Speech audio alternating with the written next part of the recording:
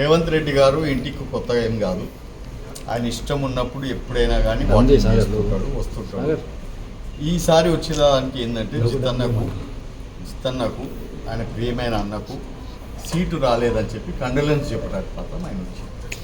Local అవుట్కండి ఇచ్చి కాంగ్రెస్ పార్టీలో ఆహ్వానించారు. ఆ మాట ఆయన మాట్లాడలేదు, ఈ మాట నేను మాట్లాడలేదు. ఖాళీ ఏంటంటే ఆయన బాధపడ్డది ఏంటంటే అన్న మహబూబ్ నగర్ జిల్లా ఆయనకు కూడా తెలుసు, ఆయన కూడా మహబూబ్ నగర్ జిల్లా వాడు కాబట్టి అన్న నీవు పాలమూరు జిల్లాను ఎప్పుడు కూడా ఎదుగుతుందో అందరి మధ్యలో ఉండి జీవించినావు, అటువంటి దగ్గర నీకు సీట్ రాలేదు అని ఆయన బాధను వెలగక్కటానికి పర్సనల్గా పొద్దున పేపర్ చూసిందంట.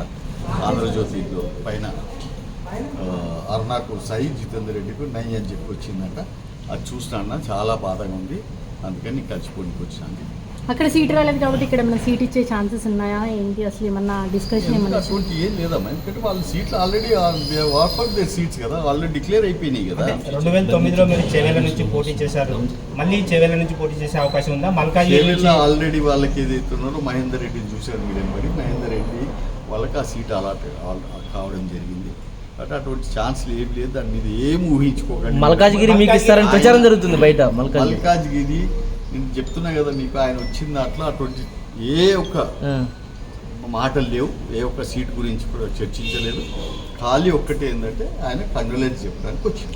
మీ పార్టీ టికెట్ ఇవ్వలేదు సార్, మీ డెసిషన్ ఏంటి అసలు? మీరు మీ కార్యకర్తలు ఎదురు చూస్తున్నారు కదా, పార్టీతో ఉన్నాను, పార్టీ ఎంబడే ఉన్నాను. మీరు ఎందుకు నన్ను తొందర పెడుతున్నారు? హ్యాపీగా ఉన్నాను, ఇది చేసుకుంటున్నా, పార్టీ ఎంబడే ఉన్నాను. భవిష్యత్తు కార్యాచరణ ప్రణాళిక భవిష్యత్తు మా అధిష్టానం నిర్ణయిస్తాను.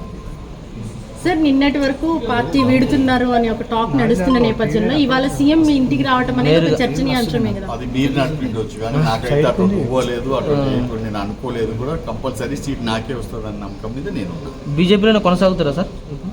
కొనసాగుతూనే ఉన్నావు కదా, చూస్తూనే ఉన్నావు కదా, డౌట్ ఎందుకు వస్తుంది?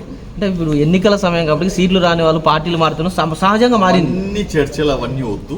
నీకు రేవంత్ రెడ్డి ఎందుకు వచ్చిందని అడిగింది, దానికి నేను మీకు జవాబు చెప్పాను. ఓకే, ధన్యవాదాలు.